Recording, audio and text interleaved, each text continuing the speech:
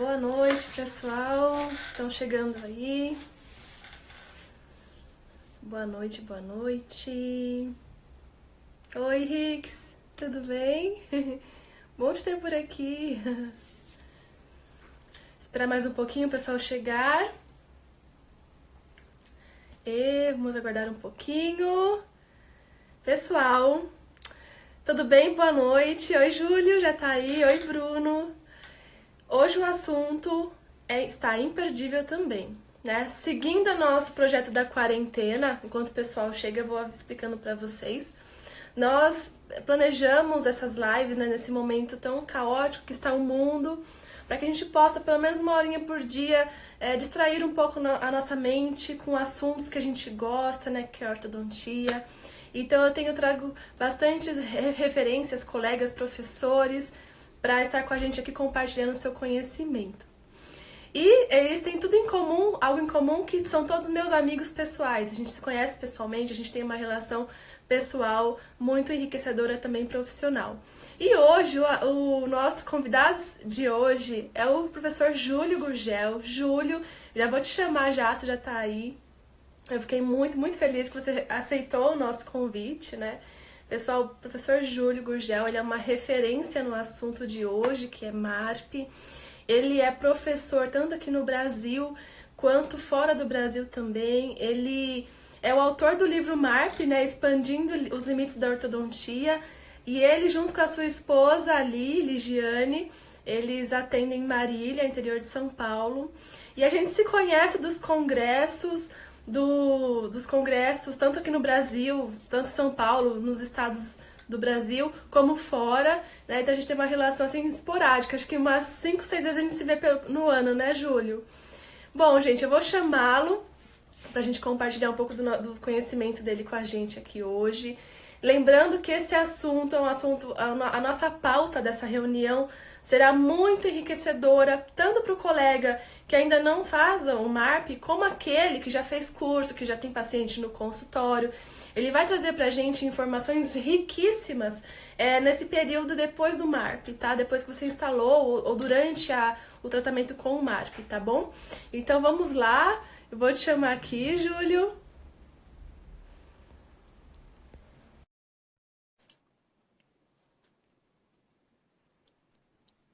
E aí, Thalita? Tudo Oi, bom, Júlio, Thalita? tudo bem?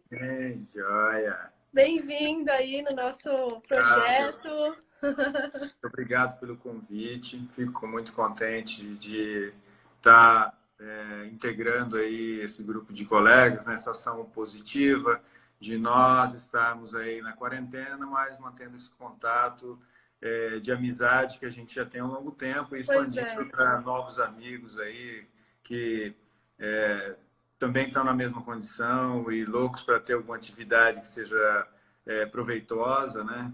E a gente poder contribuir em mais uma live aí, e ainda mais uma com você, que você faz as coisas sempre com muito carinho, muito capaz.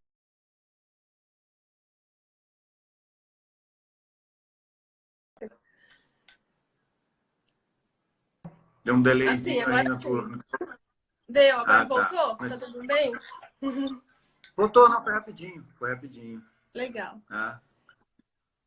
E você tá super concorrido aí, né, Júlio? Várias lives, que legal. Nossa. Então, isso, e assim, embora eu tenha já alguma prática com essas plataformas de ensino, assim, Ah, à distância, pela universidade, pela Unesp, em Marília, não tinha tido essa oportunidade de fazer lives pelo Instagram, não. Então, eu pedi até um tempo, né? Você me desculpa, eu me lembro que eu me desculpei muito com você, né? Que eu tinha essas imagina! atividades para fazer, né? E aí fala Wilson, tá? Do pessoal aí, né? E aí eu tô novato nisso, né? Então, Sim, ainda sim, não. normal. A gente É, esse... tem tantos anos dando aula de palco, né? Eu gosto de fazer a leitura do público que me assiste, né? Exato. Mas fazer a leitura de mim mesmo, né? É uma coisa estranha, né? Você se vê É e mais difícil, né? interpretar a sua forma de expressar as ideias, né? A É uma gente forma vai. diferente, né? Não, é um bate-papo e é legal que tem interação, diferente de uma aula que a gente dá. E a gente é condicionado a ter o suporte da nossa aula ali, né? Eu entendo isso. Sim. Mas é isso aí. Muita gente aí entrando, chegando. Bom, Júlio, acho que a gente já pode começar, né, com as nossas perguntas. Estou ansiosa para te ouvir. Podemos. Eu posso... Bom, você me permitiria de eu fazer uma introdução do lógico. marco? Eu vou fazer o Acho que é seguinte. interessante, né? Eu só vou pedir só para o pessoal, eu vou desativar os comentários, pessoal, para ficar limpa a tela, para a gente ver o professor Júlio. Se tiver alguma pergunta, coloca aqui para a gente, que à medida da live a gente vai respondendo, combinado? Júlio, a palavra é sua. Tá, joia. Obrigado. Desculpa, Thalita, mas olha, eu recentemente... Pera lá que eu vou ligar uma outra lâmpada aqui. Peraí, essa aqui. Acho que melhorou, né? Eu recentemente fiquei surpreso com um comentário de uma colega, né? A Ângela, lá do Instituto Velini, né? Que ela comentou comigo, né, que ela se impressionou em alguns contatos que ela fez fora do Instituto, com alguns colegas, né? Não, que a gente lá trabalha com MAP e tal, o Júlio vai lá dar uns cursos com a gente tem gostado muito e tal, dessas atividades, assim, dos resultados e tudo, né?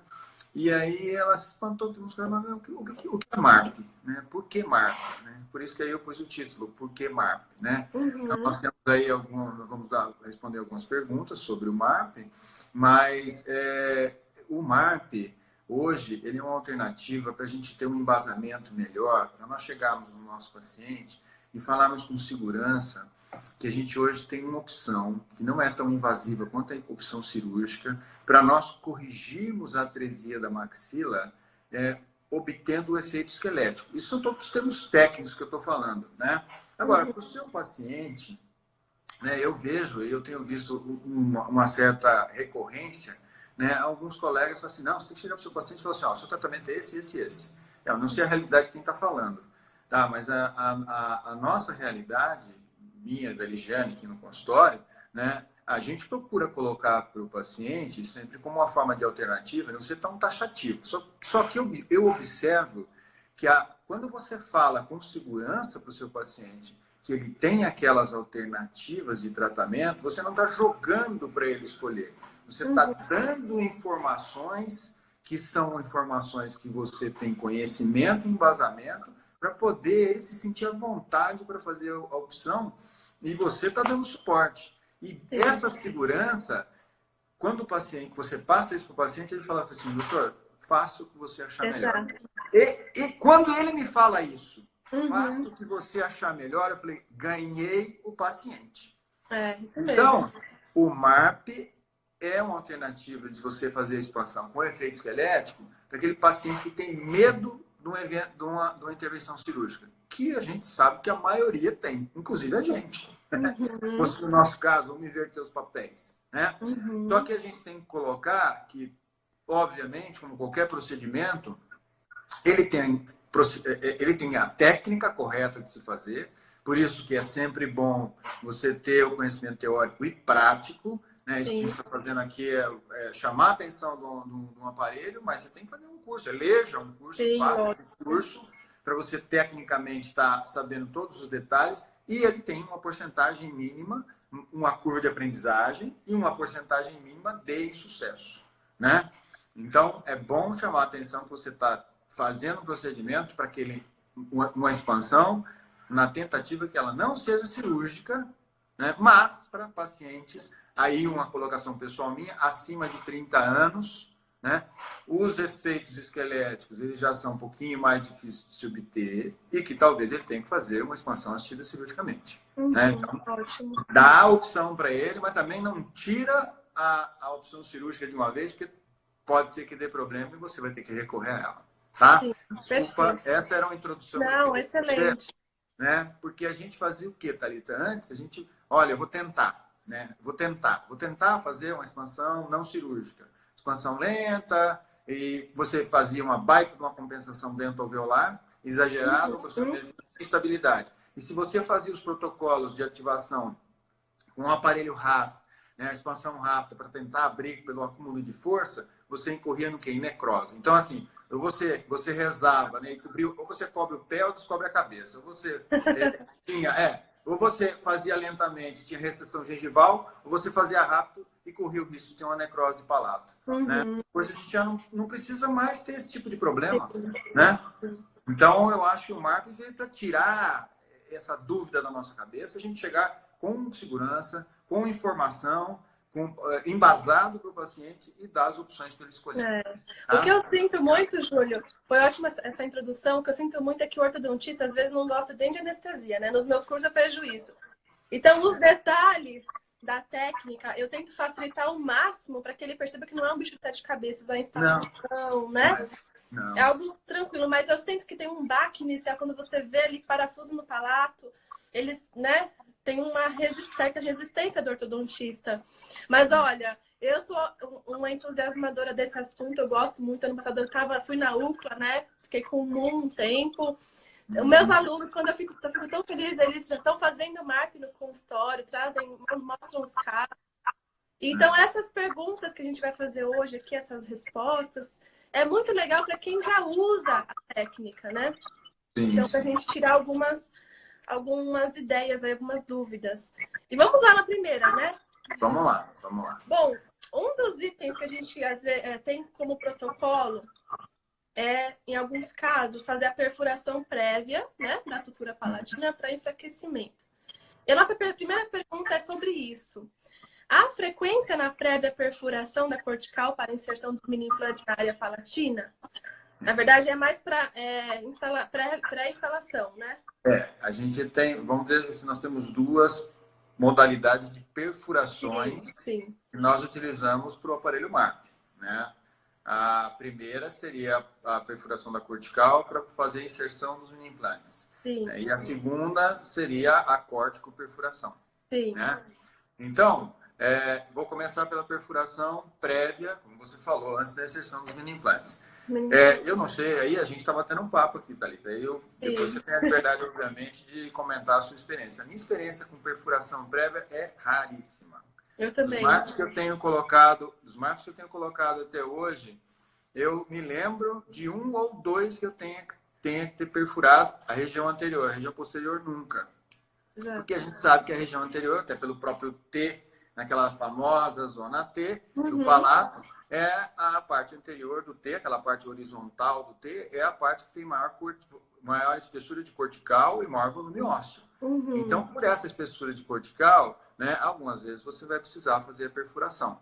Né? Agora, é o que eu sempre falo para o pessoal, para os meus alunos. Eu falo, gente, a broca de perfuração, ela tem que estar no seu kit. É raro usar. Ela vai ficar ali, ó, ela vai até grudar na borrachinha. Né? Tanto que você não tira, ela vai ficar grudadinha. Verdade. Mas ela tem que estar. Tá? Conhece a lei de Murphy? O paciente, sexta-feira à tarde, é o único dia que ele queria colocar o MARP, você tá com o aparelho lá, vai colocar, marca ele na sexta-feira à tarde, e aí já, né, cimentou, vamos colocar aqui os mini implantes, já tá pensando naquela cerveja suadinha no copo de sexta-feira, né, o happy hour, e aí você começa a pôr o mini implante, quem começa a suar é você, né? Você começa a transpirar, e o mini implante não segue, e falou assim, cadê aquela broca que me falaram que era para usar? Não esterilizei. E tá lá na caixa, tá na gaveta, não é? Então, sempre tem que ter. Porque é raro, mas uma hora usa. Né? Você quer complementar essa parte? Na verdade, aquela perfuração inicial, aquela pontinha, né? Eu acho interessante por causa do eixo de inserção do mini implante. Né? Não a perfuração inteira, né? Que você dá pra fininha que você vai com tudo ali. Mas a inicial eu acho interessante. Principalmente na região anterior por causa da espessura óssea, né? Que a gente tem ali. E aí, o kit que a gente tem aqui no Brasil, eu sei que você usa também outras modalidades, mas a TecLab tem essa broquinha, né, Júlio? Tem. Também facilita. E então, essa é a minha orientação. Na verdade, eu gosto por causa disso, para não perder aquele eixo de inserção. Ainda mais quem nunca fez. Eu acho que o parafuso ele tem uma pontinha, não é muito comprida, então pode ser que ele se perca ali. A gente sabe que o campo de visão é um pouco difícil. Então, Uhum. essa é o que eu compartilho, né? É, nessa tua ideia, é interessante chamar a atenção para fazer só uma pressão Isso, só uma suave, pontinha. sem rotação, né? Tem rotação, Sem a exato. rotação, tá? Aí, não, Isso. também é uma ideia interessante, né? A pessoa vai É, pegando na curva de aprendizagem, né? isso. Eu acabei fazendo direto, Direto. eu nunca tive esse problema de perder o Que eixo. legal. Ainda que um dos grandes inconvenientes, se a gente for comparar o MAP da PECLAB e o MAP do o MSE do Moon, é que os guias da PECLAB são abertos, né?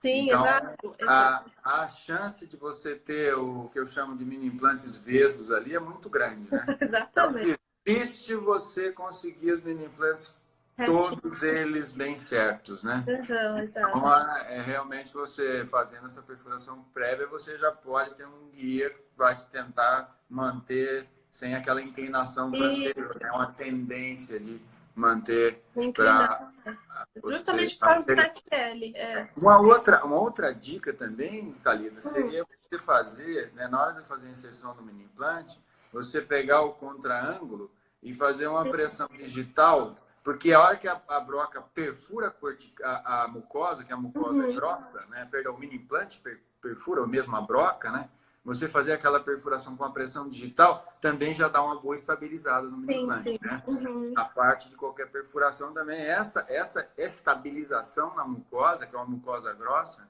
né, já é também uma outra forma de você também manter um eixo de inserção no mini Firmeza, implante. né? Sim, ótimo, ótimo ponto. Você quer falar um pouquinho da corticopperfuração agora? Isso. Aí vem a corticopperfuração, né? A corticopperfuração é uma técnica de perfuração que veio... pelo menos o primeiro contato que eu tive com ela foi um artigo do Suzuki, né? Que também é um brasileiro, aí, um grande contribuidor, colega nosso, né? Que tá ali, Sim. é amigo nosso também. E ele publicou realizando essa corticopperfuração. O que é a corticopperfuração? É você fazer a perfuração da sutura palatina mediana, a partir da segunda ruga palatina para posterior, né? Aí você faz intervalos de 2 em 2 milímetros, e nós temos também uma broca da PECLAB, que ela é uma broca própria para corte de perfuração, que não é a broca de perfuração, né? Fazer um adendo, né? Nós não temos conflitos de interesse, né, Thalita? A gente Lógico. não está falando de marcas aqui, não temos nenhum vínculo comercial com nenhuma dessas companhias, é porque é o que nós temos disponível e a gente tem que falar. São poucas marcas que fabricam no mundo marca, nós vamos ser obrigados a comentar alguns nomes comerciais, né? Uhum. Então, e essa corticopperfuração eu achei assim, muito interessante, porque ela fragiliza a sutura palatina mediana naqueles pacientes que saíram fora justamente dos estudos iniciais de MARP, que seriam aqueles pacientes acima de 30 anos. Então, os primeiros trabalhos que foram publicados de MARP, me chamou a atenção que a idade era de 18 a 30 anos. Uhum, né? exato. Trabalhos que eram da Universidade de Onsey. Uhum. Né? Aí, a gente começa a observar o pessoal começar a avançar além dos 30. Né? E a curiosidade é que eles recomendavam a corticopperfuração. Então, eu procuro fazer a corticopperfuração em pacientes acima dos 30 anos. Tem um outro colega brasileiro também, o Francisco Nogueira. O Francisco Nogueira é professor em Divinópolis, né? Um cara também muito fuçado nessa parte de mini implante, né? E eu, trocando uma ideia com o Francisco Nogueira, ele falou para mim, eu faço em 3 fileiras. Eu faço a fileira central, se me permite aqui, no meu livro, no livro MARP, né, para poder falar das duas coisas, então, o livro MARP tem a questão da descrição da corticopperfuração também. Mas eu tenho uma imagem que aí é um assunto novo, né? Eu costumo dizer que o MARP é um aparelho que está na dentadura mista ainda, porque tem 10 anos, né? Então, tem muita coisa que evoluir. Então, a gente acabou publicando também no livro do CIOSP desse ano, né? E nós tivemos a oportunidade de explicar um pouquinho mais, esmiuçar um pouquinho mais a questão da corticopperfuração. Então, tá aqui, ó. Legal. Né? Então, tem a fileira central, que são essas em amarelo, e em azul são as perfurações laterais. Né? Então, começa a partir da segunda ruga, né? E no intervalo das fileiras centrais, a gente faz as perfurações laterais. Só que é sempre bom lembrar, Thalita, eu sempre chama a atenção que a gente faz a prova do disjuntor, né? Aí, espera só um pouquinho, deixa eu pegar a broca aqui para ficar bem, exemplificar bem, né? Aí, o que a gente faz? Com a broca, a gente vai lá e faz a perfuração dos mini implantes, mas na mucosa, né? Não é só perfurar aqui, faz aquele sinal inicial aqui, ó, nos guias, no centro dos guias. A hora que você, a hora que você terminou de fazer a prova do disjuntor, você tem aonde o sinal, aonde vão estar os pontos de inserção dos mini implantes. E aí você vai fugir dessa área dos mini implantes para você fazer, para você não danificar as áreas de inserção dos mini implantes. Isso, né? perfeito. É Legal. isso. Legal. Eu costumo dizer que eu avalio pelo exame tomográfico e quando tem uma espessura acima de 6 milímetros, aí a gente já recomenda fazer a corte por perfuração. Porque tem paciente que às vezes na região anterior tem uma espessura maior, né, Júlio? Para diminuir, para enfraquecer a sutura, para você aumentar as suas chances de melhora ali. Existe um estudo Bom, tem tanto assunto desse assunto que eu sou apaixonada, mas não sei se você sabe, tem um estudo lá na Califórnia que eles avaliaram aquele trabalho da Angelieri das suturas. Eles fizeram em paciente D e E. E eles tiveram mais resposta no E do que no D. Engraçado, né? Não foi publicado ainda, não sei, está em estudos preliminares, mas é algo que essa referência da sutura palatina que a gente tem desse estudo, que é uma referência, com esse estudo clínico, está ainda em dúvida. Será que realmente, né, a classificação da sutura palatina ali da interdigitação... Essa classificação, ela é o que nós temos por hoje, entendeu? Ela é, assim, não, até que surja alguma coisa, e óbvio, como eu falei, né, um assunto novo, vai ter sempre coisa a acrescentar, né? O pessoal da equipe de Alberta, no Canadá, né, do professor Floresmir, eles publicaram um artigo também no Engel, ano passado, sobre isso. Então, eles observaram, por exemplo, o estágio A e o B foi o que menos teve coincidência entre vários profissionais avaliando as tomos, né? Quer dizer, sem informação de idade, sem qualquer outra informação. Que isso é uma coisa que a gente não faz, a gente procura associar, né, a idade ao estágio. E mais para quem faz MARP, o que ficou tranquilo é que o estágio D e o estágio E, né, foram os que mais tiveram coincidência. Então, poucos não concordaram no estágio D e no estágio E. Então, se o D e o E são os estágios mais comuns para o MARP, então a tomografia, a análise dessas estágios de maturação na tomografia serve para o MARP. Pode não servir para os outros, mas para a expansão convencional, mas para o MARP serve. Legal. E aí vamos vendo esses trabalhos sendo publicados e tomar no entendimento deles. Tem um do José Bósio que ele fez avaliando perapicais. Não sei se você já viu esse trabalho. Eu vi a apresentação dele no Congresso. Eu também, eu estava lá. Eu fui lá que eu vi. Eu falei, que legal. Porque ele pôs um nome engraçado. Depois um nome engraçado, né? Que ele pôs era o B, era Beco, Boco, alguma coisa assim. Acho que era Beco, protocolo Beco. Aí depois ele falou que na apresentação que Beco no Brasil tinha uma outra conotação, né? Que talvez ele fosse traduzir. Ai, que joia, você estava lá, olha só. Que coisa. Foi acho que ano retrasado, né? Eu tive a oportunidade de dar aula para os residentes dele, né? Uau! Em 2018, acho que foi, 2018 ou 2018, acho que foi. Eu estive lá. Nossa, maravilhoso. Uma estrutura invejável. Imagina, assim, nossa. Tinha a clínica montada e tinha, assim, mais uma mesma quantidade de equipamentos que ele tinha, que estavam guardados, porque vieram a mais. Coisa do Brasil. As coisas é comparação Estados Unidos e Brasil, né? Aqui vem a menos, mas vem a mais. Pois é.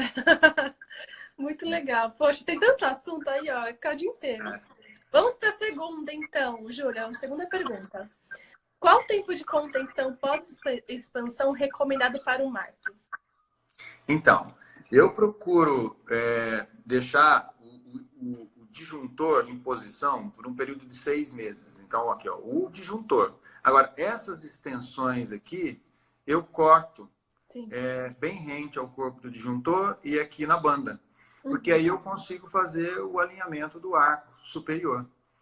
Sem ter que esperar esses 6 meses, né? Porque são 6 meses longos, geralmente os pacientes são adultos, né? E aí você demora demais o tratamento. O paciente adulto sempre tem aquela ânsia maior do que a criança. A criança parece estar mais condicionada a ter uma obrigação com um aparelho ortodôntico, né? Agora, essas extensões eu corto elas entre 30 a 45 dias. Não sei se você conhece algum trabalho que dê embasamento a isso, mas assim, isso é conversa, não sei com quem conversando, e aí, não, eu faço assim, então vamos, também tá bom, achei boa ideia. Vamos esperar de 30 a 45 dias e fazer. Agora, o que eu acho interessante comentar é que, assim, após o tempo de 6 meses, é bom fazer essa radiografia da região dos incisivos, na periapical, né? A periapical dos incisivos, para ver se você teve realmente a formação óssea. Porque se não teve, né? Aí sim poderia esperar mais, né? Não sabemos, isso é um tempo médio também. A sugestão é 6 meses, mas sempre com a radiografia, né? Para garantir uma imagem, para te dar o embasamento de que você realmente teve essa neoformação óssea. Porque o objetivo desse período é ter a neoformação óssea. Se não teve a neoformação óssea, então não significa que você tenha obtido, concluído o estágio de contenção. Sim, né? Perfeito. E para remover é só uma broquinha transmetal ali, né? Corta. Eu uso uma diamantada. É, tá? Mesmo? Pode ser transmetal, tá? Mas eu uso a 2135. Ah, sim. Pode ser que demore um pouquinho mais, né, em relação a... Mas é que eu tenho essa 2135 para... Sabe aquele... Eu brinco, né? Tem aqueles pacientes que eles vão ver se tem um restinho de fio na distal do tubo. Ah, sim, sim. Com o dedo, né? Sim, isso é irritante, né? A língua, a mucosa, tudo bem, mas se eu for com o dedo, eu vou achar, né? O dedo é para cutucar, então você vai lá, você vai achar a coisa, né? Então, vai lá... Acho interessante, mas cada um com sua mania, eu devo ter as minhas também, que alguns profissionais olham e falam assim, que isso, né? Então, aí ele vai lá e, tá pegando aqui. Tá pegando. Aí eu tenho essa aí, eu vou lá, dou uma desgastada, rente, né? Tentando preservar o máximo ali a distal do tubo, né? Mas vou desgastar. Então, geralmente eu pego uma nova para fazer esse serviço mais pesado, né? E ela depois vai ser esterilizada e vai servir para esses retoques aí de pontinha de fio que o pessoal vai reclamando. Por isso é gostoso conversar com o professor clínico, porque é isso aí, é o dia a dia, o dedão lá tá pegando aqui, né? Eu uso aquela... Mas você não come com o dedo, você não põe o dedo. E outra, você ficou pondo o dedo lá no fundo, precisa disso? E tem paciente que a coma vai lá, mas o dedo não precisa, né? Você vai arrancar sujeira, vai ficar descascando o que lá? Pois é, isso mesmo. É realidade clínica, né? Muito bom. Então, 6 meses, você corta ali para os braços com 45 dias, né? Acho que eu também faço a mesma coisa. Aí, a terceira pergunta já vem de encontro com isso. Porque quem tem experiência clínica sabe que daqui uns 3, 4 meses pode acontecer de amolecer um mini implante, né, Júlio? Pode acontecer. Então, quais os cuidados para manter a estabilidade do mini implante utilizado no aparelho MARP? Olha, Thalita, o que me preocupa muito com relação à estabilidade dos mini implantes, mas isso em qualquer mini implante que eu uso, é a higiene. Eu costumo dizer que veneno para mini implante é higiene. A gente às vezes se culpa de ter cometido algum erro técnico na inserção do mini implante, ou mesmo no próprio planejamento, né? Você fez todo aquele planejamento digital, bonito, cimentou, ficou todo preocupado em medir, em fazer a inserção respeitando os torques, inserção, né? E aí o mini implante falha, né? E aí você fica, eu sei lá, alguma coisa eu fiz errado, foi alguma coisa. E o paciente não é um bom higienizador, né? E aí o que acontece? Começa a expandir também, às vezes o corpo do disjuntor ele vai afastando e a mucosa lateral do palato começa a inflamar. Aí você fala, ai, meu Deus, pronto, está entrando na mucosa e isso aí vai inviabilizar, porque vai criar uma periimplantite, vai acabar... E, na verdade, é a falta de limpeza e higiene que o paciente tem. Então, eu acho que o grande segredo é você orientar e cobrar do paciente a higienização. Por isso que eu espero uma semana para poder começar a ativar o disjuntor. Tô falando eu, não tem embasamento científico Sim. nenhum. Todos os meus mini implantes, qualquer um que seja, o interradicular, o extraveolar, de ala palatina, eu só ativo uma semana depois. E o paciente vem nessa ativação, né? Aliás, se ele não puder vir, porque tem gente que fala, pô, mas semana que vem de novo, né? Fala, não, pode vir mês que vem, não tem problema, tá? Mas eu quero olhar o mini implante e falar assim, olha, você está higienizando bem esse mini implante, agora eu vou pôr força nele, tá? Agora, o do MARP, eu peço para o paciente vir, porque aí eu vou ensinar ele a ativar. Porque a consulta de inserção é longa, de instalação é longa, né? Anestesia, todo um processo.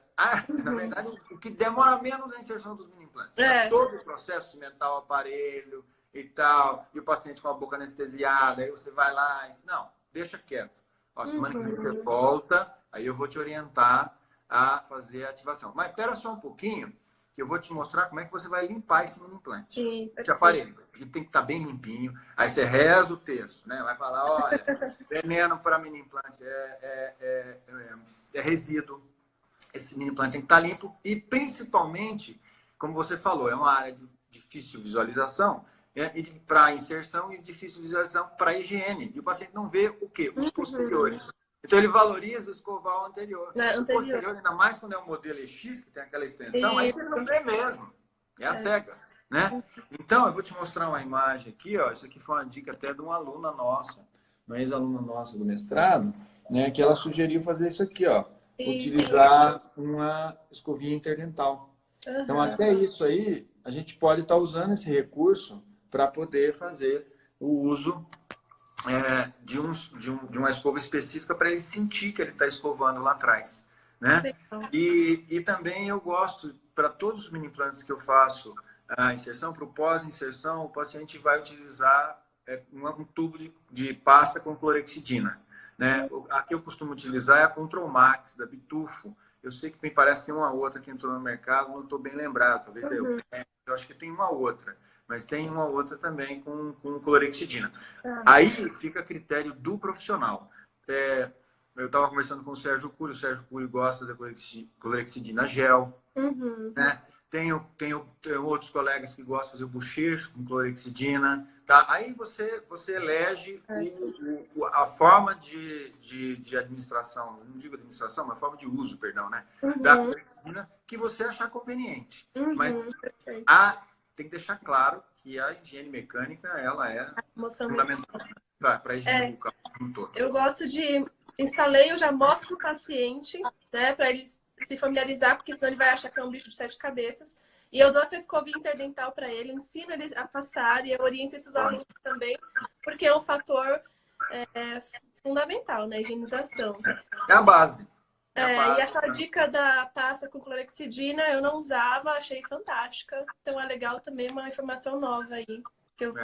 Ele usa um tubo, tá bom, tá suave. Vai lá, tá aqui, eu faço a prescrição, né? Tem o caderninho pronto, tá? Já até acabou, aliás, o caderninho. A gente vai... Perfeito, muito bom. Eu acho que esse é o fator mesmo, ótimo. Tem um monte de pergunta aqui, tá? Estou anotando aqui as perguntas. Tá. Qual a conduta para os casos em que ocorre a abertura da mordida no período da pós-expansão? Você sabe que a gente tem essa informação, né? Eu me lembro que o Omar, né, o Omar Gabriel, lá na minha formação, ele sempre falava que existia na expansão, né, uma certa inclinação dos dentes em direção ao vestibular, as custas palatinas baixavam, né, você tinha uma mordida aberta que era transitória, né, porque depois você tinha o quê? Você tinha um ajuste, né, concluía o movimento de corpo, né, dessa expansão. Então, primeiro tem o efeito da abertura, que é o efeito esquelético, né, efeito esquelético, efeito dentoalveolar, e esse efeito dentoalveolar, depois com o aparelho fixo, você tem que corrigir. Ou então mesmo, né, em dentadura mista, tem a acomodação, né, dentária, porque a biologia, a bioplasticidade óssea da criança é muito grande e tem essa acomodação. Agora, isso aí pode preocupar quando é um paciente adulto, né? Porque você fala, e agora? Né? Abriu. Se o paciente é um paciente classe 3, né, essa abertura de mordida é favorável, você rota a mandíbula no sentido horário. Então, beleza. Né? E quando ela é classe 2? né? Aí que é o importante você estar preocupado. Porque a gente sabe que uma das grandes limitações do tratamento da classe 2 é você não setorizar os planos que você está trabalhando, né? Então, assim, iniciar pelo plano transversal, eu acho que isso também é normal, seria para todos os casos, né? Entendeu? Iniciar pelo transversal, o sagital e o vertical, né? Só que na classe 2, você tem que fazer o transversal e o vertical, para depois você corrigir o sagital. E se você vai deixar para corrigir o sagital, o vertical por último, o que vai acontecer? Você está perdendo essa rotação anti-horária. Perdão, horária. Anti-horária, desculpa. A classe 3 é horária. Agora a classe 2 é anti-horária, que vai justamente te ajudar já no próximo passo, que é a correção sagital. Então, o importante dessa pergunta aí é setorizar os tratamentos, os planos de trabalho para a classe 2, que são completamente distintos.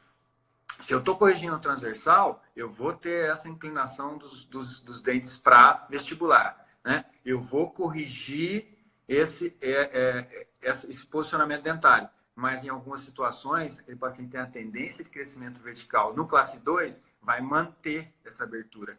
Por quê? Porque a tendência dele é manter essa abertura. Sim. E eu vou aumentar, não vai fechar a mordida aberta, mas eu vou ter essa mandíbula rotada no sentido horário, que é indesejável para o caso. E aí você tem que já se antecipar. Bom, agora eu vou trabalhar com um extraoveolar para intruir. Isso, intrusão. Tá? Tem que estar na conta. Isso aí. Ótimo. O MUN, inclusive, lá na UCLA, ele tem um centro de pesquisas dos pacientes verticais que ele faz com o marco, ele associa já os mini implantes para fazer intrusão pós-expansão. Então é uma mecânica bem... Ele não usa IZC, ele não usa lá, ele usa interradicular, mas ele usa no palato também. Aí é a preferência do profissional, né? Mas assim, é muito importante, porque como ele tem um histórico longo e uma experiência já focada, né? Sim. Ele já percebeu isso, né? Há um certo tempo já foi com essa visão de trabalhar dessa forma, né? E é o que aconteceu com a gente também. Aconteceu com um caso meu e eu falei, opa, pera lá, né? Essa mordida que abriu aqui, esse paciente é um classe 2 e tem uma tendência vertical. Esse cara aqui, eu vou ter que pensar numa situação diferente para ele. Né? O próximo passo agora é o vertical. Né? Exato. E aí, tudo bem, boa ideia, boa dica, trabalhar já associado. Né? Então ele faz isso. Não, eu acho que isso ainda não está publicado, né, Thalita? Estudos preliminares ali, né, que a gente viu na clínica, inclusive, que eu participei da clínica. E foi muito bom você colocar esse ponto, porque pouco se fala disso, né, Júlio? Sim, não é só o transversal. Para quem faz com já a longa data, a gente já passou por essa curva de aprendizagem, essa experiência. Mas eu acho fundamental chamar atenção para esse ponto. Porque o colega vai ficar suando. Ai, meu Deus, e agora? Só que ele vai ver isso lá na frente. Lá na frente. Exato. O elástico, ele vai, e não vai, isso... Classe 2 não corrige e tal. Pô, onde está o erro? Onde está o erro? Exatamente. Né? Biomecânica pura, né? Plano oclusal. Ótimo. E vamos lá para outra, para a gente responder as perguntinhas. Quais são os cuidados para manter o resultado pós-expansão a longo prazo? Essa é boa. Essa é boa. É boa. Então, aí também mais a questão de experiência pessoal. Porque assim, eu trabalho com problemas transversais há pelo menos quase 20 anos, né? Que eu vim desde a expansão cirúrgica, passei para o arco de expansão de TMA, que é uma opção não cirúrgica, né? Para depois chegar no MARP como uma opção, né? Que nossa, isso aí vai servir. E eu notei ao longo de todo esse percurso, né? E com a experiência com a expansão, de que a gente tem que prestar atenção principalmente no que levou o paciente a ter a atresia da maxila. Quer dizer, o fator etiológico. E essa atresia da maxila pode envolver, inclusive, uma mordida cruzada. Então, veja a alteração que esse paciente teve muscular, do padrão de funcionamento muscular, e geralmente é um paciente adulto, um adulto jovem. Quer dizer, quantos anos que esse fator etiológico não atuou naquela boca? Porque tem os pacientes que fazem a expansão, um tratamento precoce, a preventiva, que já corrige isso, já detecta isso. Agora, pensa o tempo que esse fator etiológico está atuando ali. Então, ele é importante. Então, assim, tratou, tudo bem. Quer ter estabilidade? Opa, vamos resgatar todo esse histórico dele, o que ele tem. ele tem desvio de septo, ele tem rinite, né? Então, precisa detectar isso aí para você estabelecer o tratamento do fator etiológico, né? Eu acho que é importante, porque todo início, eu já passei por várias evoluções técnicas, né? Então, as evoluções técnicas, a gente observa que, às vezes, a gente mesmo, né, está tão empolgado com a técnica que você esquece o básico lá, que é o quê? Diagnóstico do fator etiológico, né? E quem tem atresia de maxila, tem mordida cruzada, esse paciente, algum problema muscular ele tem. Funcional. Funcional. E ele vai ter que ser cuidado disso. Mas para poder cuidar, eu preciso arrumar a casa, arrumar o espaço para aquela língua, o espaço aéreo, né? E tem os trabalhos, o Bruneto trabalha muito bem comigo, com isso, né? Ele esteve lá também na Califórnia, o artigo dele acabou de ser aceito no American Journal, né? Que vai falar justamente sobre isso, né? Que assim, melhora a arquitetura, melhora, entendeu? Mas a gente sabe que em algumas situações você tem, por exemplo, a restrição acima da área da cavidade nasal, né? Você vai continuar com obstrução. Então tem que ser trabalhado todo esse percurso do ar, né? Perfeito posicionamento, porque é funcional. Às vezes muitas vezes é funcional e aí não tem tanta estabilidade. E uma coisa que eu lembro que você falou no congresso do ano passado no Ortho News, você não pôde ir, né? Você estava... Tá vendo? Eu já estava vislumbrando a possibilidade de trabalhar com essas meninas. E foi tão boa a sua aula, porque você não estava comportado ali. E você falou muito bem, Júlio, do diagnóstico inicial ali, da questão Você explorou muito bem isso. Então, acho que, como você falou agora, tudo é diagnóstico inicial ali, disfunção, tem que tratar a disfunção também, porque está muito associado à atresia, né? Vias aéreas, enfim. Muito bom esse posicionamento, muito bom. E eu lembro, como hoje, a palestra foi muito boa. Obrigado. Então tá, né? Acho que foi bem, a gente acabou conversando bem das perguntas. Eu queria falar mais, que tem tanto assunto nesse assunto. Como você falou, uma coisa muito nova. Eu acho que o que você acabou de falar agora no final sobre... isso é muito importante, isso é muito clínico. Você acaba ficando tão entusiasmado com a técnica que você esquece o diagnóstico, muitas vezes. Júlio, isso é tão clínico. Isso é tão cientista clínico. E é verdade, a gente tem que bater na tecla sobre não esquecer do racional da base de estudos ali, né? O que causou, né? Qual a causa, né? Bom, você é ensinado e você é treinado, muita gente fala, não, usa isso, usa aquilo, esse aparelho, sei lá, eu gosto de fazer assim, assim, assim, assim. Tudo bem, você é treinado, mas o que causou? Né? Começa do que causou. Perfeito. Perguntas, né? Vamos às perguntas, tem um monte aqui. Bom, vou começar com... A gente tá meio fora de ordem, mas eu vou começar pela Anitta. A Anitta é uma colega minha lá da USP, ela tá com um projeto, ela é orientada do Rino, tá? Opa, Rino é marinhense. Ela perguntou aqui, vocês têm casos de perda de mini implante durante a expansão? Sim. Todo mundo tem. Né? Se pede, posso responder depois? Lógico. Se quiser, você pode começar. Não, eu quero que você responda e responder. Tá. Perder um mini implante, eu já continuei, porque é grande porcentagem de perda na posterior. Tá? Eu posso até ter tido no anterior, acho que tive no anterior, mas foi uma paciente que não higienizou nada. Nossa, foi assustador. Foi coisa de filme de terror quando ela veio. Você imagina. Tá? Peguei os 4 mini implantes. Inviabilizou o procedimento. Mas geralmente são os posteriores. Se perder um, eu continuo ativando sem problema. Perdeu 2, aí já complica. Tá? Então... Se já abriu o diastema, manda ver. Mas se não abriu e perdeu 2, a carga sobre os 2 que sobraram, que sejam anteriores, é muito alta. Então, viabiliza e tem que remover o aparelho. Não aconteceu isso com a gente, mas vamos dizer assim, esperar 60 dias para recolocar e aí iniciar as ativações novamente. Tem que esperar 60 dias para recolocar esse marco. Acho que uma das coisas que a gente pode evitar assim, no diagnóstico tomográfico, talvez você procurar uma espessura óssea um pouquinho melhor, né? Sim. Para você ver o desenho. Obrigado por ter acrescentado. O Suzuki. né? O Suzuki, ele fala, ele justifica o SL de ser aberto, meia cana, né? O torno, por conta justamente disso, o professor Suzuki. Porque ele fala que se você perde o mini implante, como ele não é um eixo só, você consegue buscar ali um pouco inclinado para algum outro sentido sem ser a sutura, para que você não perca o processo de instalação que você já fez. Mas eu concordo com você, se você perde às vezes você consegue manter. E se já abriu o diastema, né? Já teve aquela abertura ali esquelética. Tá, mas muito bom.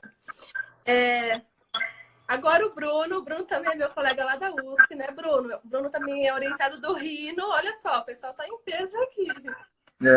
O trabalho dele. Que responsabilidade a nossa, responder para esse pessoal com essa formação tão boa dessa equipe aí maravilhosa da USP, né? Pois é. E o Mandei trabalho dele. Mandei um abraço pro Rino, viu? Ah, joia. Muito querido, Rino. Bom, Bruno, todos lá. manda aí, Anitta, manda para ele. Gosto de todos os departamentos lá da USP. Tá? Que joia. Ai, uma delícia lá, a gente é uma família mesmo. Ele está fazendo um trabalho de híbridos, aparelhos híbridos em crianças. Mini implante, né? Anterior. Ele perguntou aqui. Irax híbrido. Isso, o Irax híbrido. É, isso mesmo. Ele perguntou aqui qual o seu protocolo de ativação? Você leva em conta estágio de maturação e espessura da maxila ou idade? Não.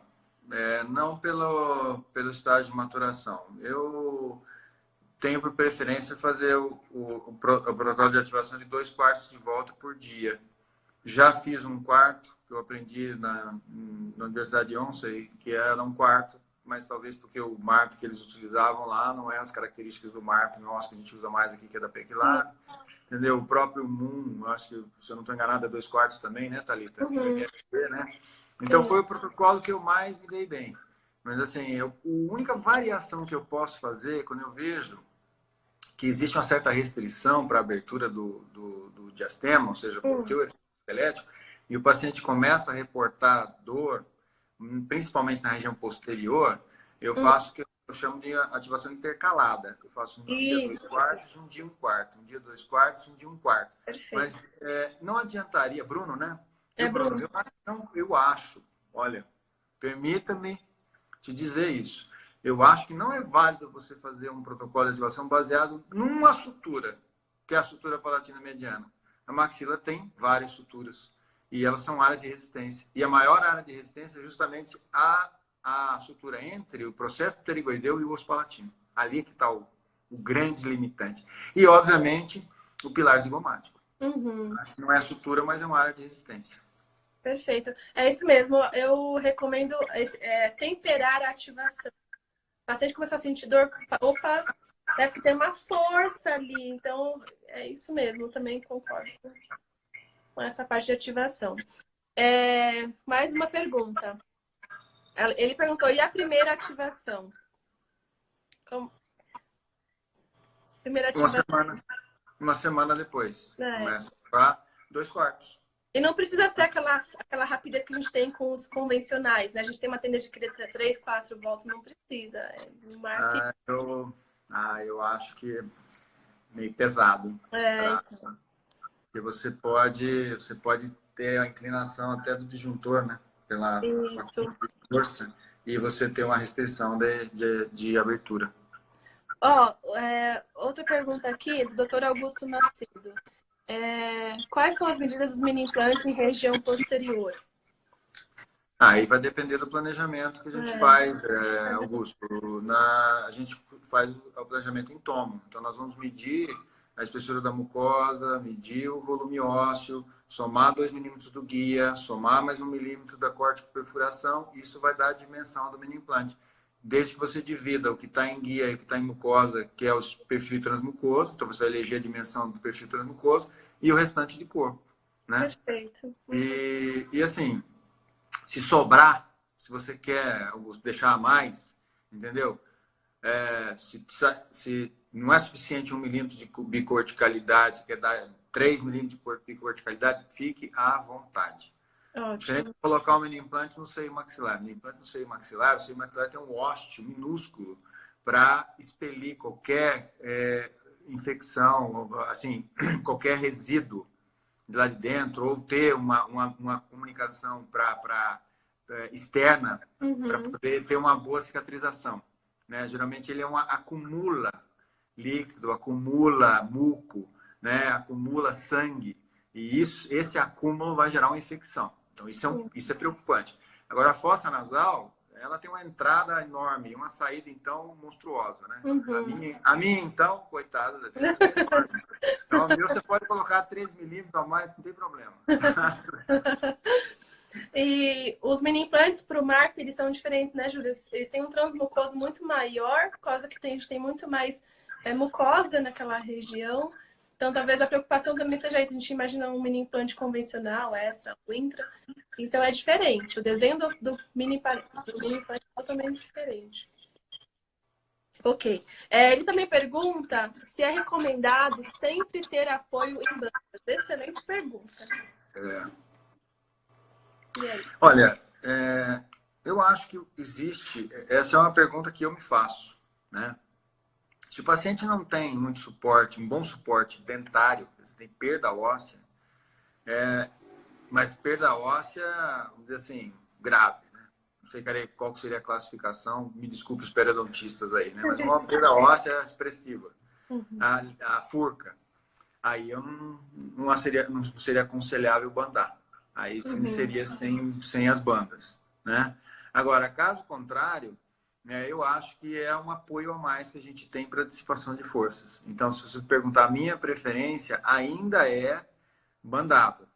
Agora, por exemplo, o Francisco Nogueira, que é esse amigo nosso, a preferência dele é sem bandas, porque ele já vai nas cortes com perfurações direto, já faz as 3 fileiras, ele faz a perfuração do pilar zigomático também, né? Então, ele até já tem um caso que ele fez a osteotomia mesmo, de Glasman, que é aquela que fica na base do pilar zigomático. Então, aí eu acho que isso aí vai dar uma preferência pessoal. Eu acho que essa resposta pode ser que futuramente a gente tenha, viu, Augusto? Mas realmente preferencial, né? Eu ainda prefiro as bandas, com bandas. E como você falou, ele é uma criança, ainda tem 10 anos o MARP. Então, tem muitas respostas ainda para vir, né, Júlio? Sim. Esse assunto também eu poderia falar, mas vamos passar para a próxima, porque tem bastante pergunta. Os mini implantes devem ser maiores que 10 milímetros na área anterior? Elvin Manuel. Elvin, meu amigo da República Dominicana. Ei, Elvin, um abraço, obrigado. O Elvin é um dos grandes incentivadores de eu estar em live. Eu falo, doutor, você tem que fazer live. Que legal! Obrigado, Elvin. Elvin, então, geralmente eles são mais de 10 milímetros. Tá? Assim, eu nunca vi um mini implante na região anterior que fosse menor que 10 milímetros. Né? Porque é o mínimo. Você tem 4 milímetros de perfil transmucoso no mínimo. E já trabalhos desde a época dos mini implantes interradiculares, o mais famoso é de Birch Melson. Ela já comentava que o mini implante, para ele ter uma boa estabilidade, ele deve ter pelo menos 6 milímetros de corpo em osso. Então, se a gente tem 4 de perfil transmucoso, 6 em osso e mais uma bicorticalidade, que é excelente também, já chegou em 11. Ou seja, já não dá mais. Ótimo. Tá? Vamos para o próximo. Ele falando um oi, né? Fala saudações. Obrigado, Elza. Agora o seu amigo, deixa eu chamar ele aqui, Wilson. Tem uma pergunta. Em alguns MARP da PEC Lab, algum parafuso saiu do eixo. Pensando nisso... Peraí. Eu não consigo ler o resto. Peraí. Pensando nisso, dentro de minha... Ai, não tô conseguindo ler, Wilson. Parou aqui, ó. Ficou grande a pergunta. Talvez eu não consiga ler.